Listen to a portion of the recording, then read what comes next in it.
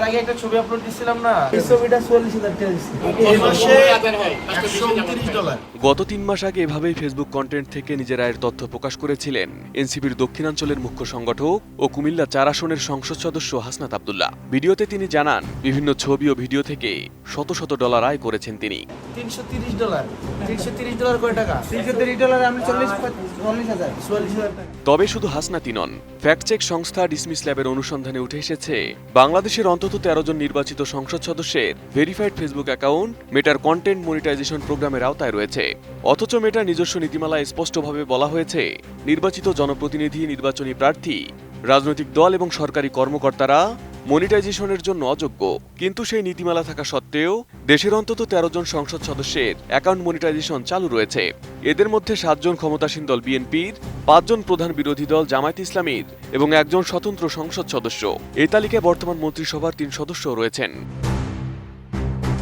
Dismiss lab জানায়, শিল্প, বাণিজ্য, পাট ও বস্ত্রমন্ত্রী খন্দকার আব্দুল মুকতাদিরের ভেরিফাইড ফেসবুক পেজ ২০২৫ সালের ১৮ জুলাই মেটার মনিটাইজেশন প্রোগ্রামে যুক্ত হয় এবং এখনও সক্রিয় রয়েছে। একইভাবে বিদ্যুৎ, জ্বালানি ও খনিজ সম্পদ প্রতিমন্ত্রী আনিন্দ ইসলাম অমিত এবং ভূমি ও পার্বত্য চট্টগ্রাম বিষয়ক প্রতিমন্ত্রী মীর মোহাম্মদ হেলাল উদ্দিনের ভেরিফাইড পেজও একই প্রোগ্রামের আওতায় রয়েছে।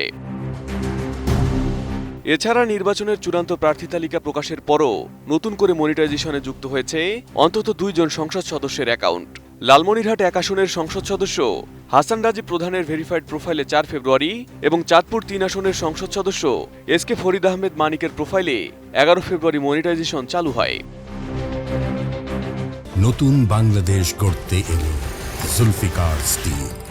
জুলফিকার স্টিল। সবচেয়ে বেশি অনুসারী থাকা মনিটাইজড রাজনৈতিক অ্যাকাউন্টগুলোর একটি হল পটুয়াখালী ২ আসনের সংসদ সদস্য শফিকুল ইসলাম মাসুদের ভেরিফাইড ফেসবুক পেজ। প্রায় ১৭ লাখ অনুসারীর এই পেজটি দীর্ঘদিন ধরেই মেটার বিভিন্ন রেভিনিউ প্রোগ্রামের অংশ। তবে ডিসমিস ল্যাবকে তিনি দাবি করেন, তার জানা মতে তিনি ফেসবুক থেকে কোনো অর্থ আয় করেন না এবং অ্যাকাউন্টটি তার আইটি টিম পরিচালনা করে। অন্যদিকে হাসনাত আব্দুল্লাহর ব্যক্তিগত ভেরিফাইড অ্যাকাউন্ট ৭ ফেব্রুয়ারি মনিটাইজেশনে যুক্ত হলেও ৫ এপ্রিল সেটা তালিকা থেকে বাদ পড়ে যায়। তবে তার সঙ্গে সংশ্লিষ্ট হাসনাত ফর কুমিল্লা ৪ এবং জবাবদিহিতা নামে আরও ২টি পেজ এখনও মেটার পার্টনার পাবলিশার তালিকায় রয়েছে। ডিসমিস ল্যাব আরও জানায়, মনিটাইজেশন করা ১৩টি ভেরিফাইড অ্যাকাউন্টের মধ্যে ১২টির ভিডিওতেই বিভিন্ন বাণিজ্যিক বিজ্ঞাপন প্রদর্শিত হয়েছে। অনুসন্ধানে আরও একটি অসামঞ্জস্য ধরা পড়েছে। ঢাকা ৮ আসনের প্রার্থী মেঘনা আলমের মনিটাইজেশন নির্বাচনী প্রার্থী হওয়ার কারণে সাময়িকভাবে বন্ধ করে দেয় মেটা। কিন্তু ঢাকা ৯ আসনের স্বতন্ত্র প্রার্থী তাসনিম জারার ভেরিফাইড অ্যাকাউন্টে একই ধরনের কোনো ব্যবস্থা নেওয়া হয়নি। একইভাবে নির্বাচিত ১৩ জন সংসদ সদস্যের ক্ষেত্রেও মনিটাইজেশন বাতিলের কোনো প্রমাণ পাওয়া যায়নি। এদিকে ভেরিফাইড অ্যাকাউন্টের বাইরেও অন্তত ২২ জন সংসদ সদস্য ও মন্ত্রীর নামে খোলা আনভেরিফাইড ফেসবুক অ্যাকাউন্ট মেটার পার্টনার পাবলিশার তালিকায় রয়েছে।